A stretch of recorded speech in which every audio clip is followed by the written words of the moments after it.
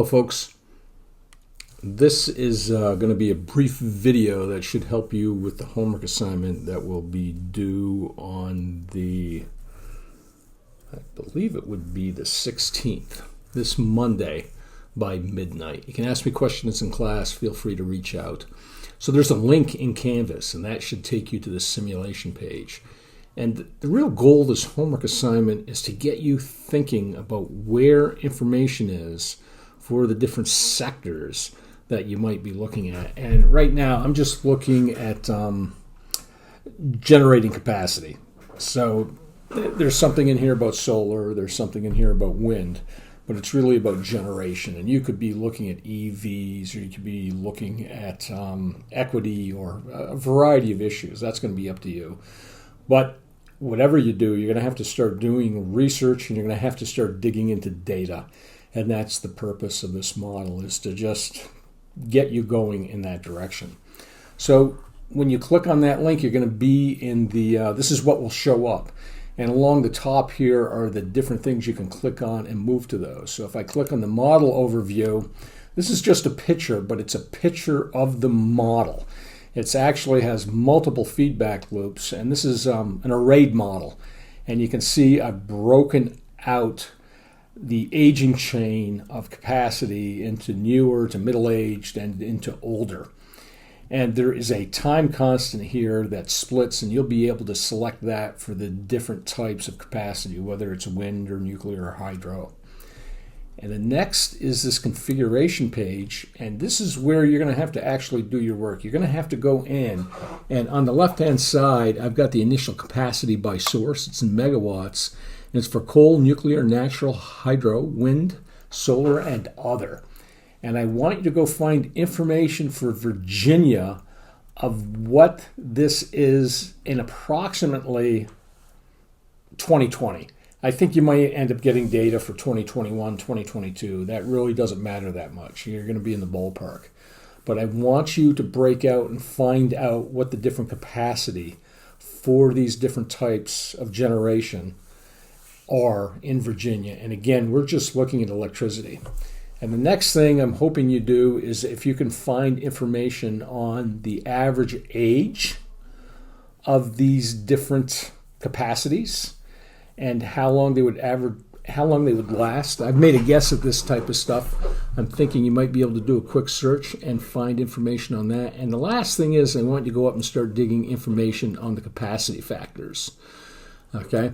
And in these capacity factors, I've just set them all to 0.9. They can be between 0 and 1. The other thing you're going to get to control is the age at which the different factors are. So if I go down here, coal, blue is newer, middle-aged is reddish, and pink is older, excuse me. And so I'm guessing coal there's going to be no new coal at this point, is what it is. So I can grab that and just spin it down to 0. I'm guessing the middle-aged and pink. I think that would be right. If I'm going and looking at wind, I'm betting almost all the wind is going to be newer, is what it is. So I can make this much larger. I think, yeah, there's not going to be a lot of wind that's older. Maybe some of it would be middle-aged. And you're going to have to click and jump around to see which one will allow you to slide the most. And it's probably going to be the same thing for solar, right? Not a lot of old. There's probably not a lot of middle-aged solar at this point either. So I can grab these and move these around, and I can change these inputs. And what you'll need to do is figure out how many megawatts are being generated for all of Virginia. And then you might be able to find out what are the proportions for these, and then you'd be able to go in and calculate and figure out what values you're going to put in here. I'm betting that, and I'm just throwing numbers in here. Do not trust anything that I am doing. And I'm going to say this is going to be 2,300 megawatts. And that nuclear is going to be 4,600. And that natural gas will be 8,000. And that hydro is going to be 3,400. Wind, This one, I think I'm confident on. I think there are 12, and we're doing this in megawatts. There are about 12 megawatts generated from that. Solar is going to be quite a bit. I bet it's going to be up around nuclear. Completely guessing. And other, I'm going to leave it. I'll just change it a little bit. Let me put it at 50,000, say. We got something magical that's going on. There we go. And I could change the lifespan of these different sources. What do you think they're going to be? I think I'm in the ballpark, but look and change these numbers. If you can find a source for this, I'm expecting you to let me know about that in the homework assignment. And the last is the capacity factor. And I'm guessing that you can find information on this. And I'd expect this stuff to be cited. I'd expect the initial capacity to be cited also. The rest of this stuff is sort of, it can be a guess. You can always hit the reset inputs, which would reset everything. I recommend not doing it here. I can go to my simulation control panel and click on this. And now, with everything I've set, I can run. And the other thing I can do is an investment distribution. How am I going to be investing new money when things are changing? So you can see coal. I'm betting we're not going to invest anything in that. So I'm going to drive that to 0. You know, nuclear is the pink. Oh, natural gas is the pink. Nuclear is the red. With this guy, maybe we're going to invest in this a lot more in the future. Natural gas, there should be much less of this. Hydro, I'm betting there's not going to be a lot of new hydro that's occurring. And that maybe wind and solar. And I think solar is going pretty well now. I'll leave the other at the 15%. So I've got this set, and I could change the demand in growth. What I can do now is I can start running this and see how things are changing. And what I can always do is go back to my simulation control panel, or go back to my configure page, and I could change these again. I'd recommend once you set those, leave those alone. I'm going to go back to the simulation control panel. I will make this stuff, and I will run this. Doing the scientific approach, I should just change things once and then see how they play out. And we can see how things are changing over time. The other is the largest. I'm betting that's really not the case. And it depends on the starting point. And one of the reasons the other has such a large impact, if I go back to my configuration page, I got this set to 50,000. I'm going to just set this to 5,000. And I'll go back to my simulation control panel. And all I'm going to do is run. I don't want to reset anything. When I get to 2060, it's going to go back to the starting position with whatever numbers I have in it now. And I could run it again. And then we can see that the other is remaining the same. And you can see how these are changing over time.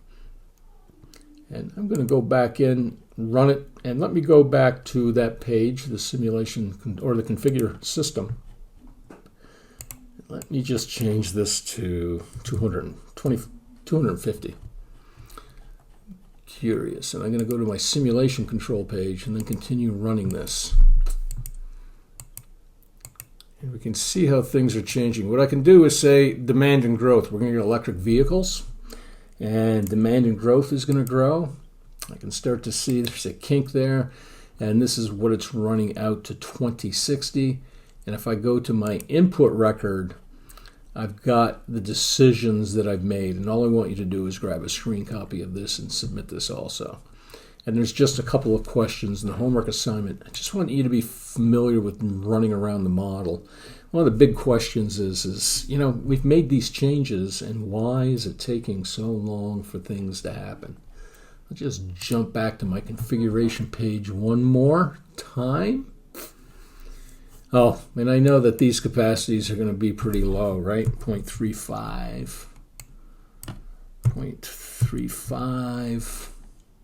Hydro might be high. Coal is high. Nuclear might be high. Other. This is the magical stuff, 0.25. And now let me go to my simulation control panel. I'll keep that growth rate as it was, and let me just start running this again. And I'm changing that growth from the beginning. And you can see how the proportions are actually changing. One other thing I can do, I can click up and I can just see a pie chart of these different things. And you can see how it's changing over time, right? So let's see if I change this stuff. Yeah, so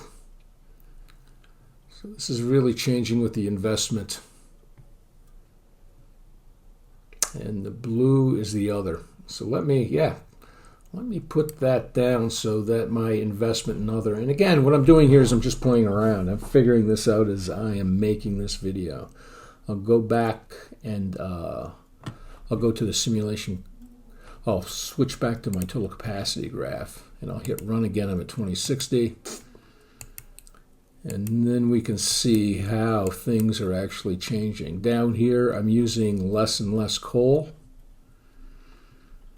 What else am I using less of? Nuclear is actually growing because we're investing in nuclear. The other is very small now, up at the top. And so I just want you playing around with this model, seeing what's going on. But the big thing is in the homework assignment is when you go to this configuration page, I'm really looking, where did you find the information for the initial capacity by source? And where did you find the information for capacity factors? And I'm just looking for proper citations for those. Again, it's to get you thinking about what are the sources and doing a little bit of research on this stuff. And that's it, and I will see you in class. And feel free to contact me if you have questions or if this is confusing. Thanks.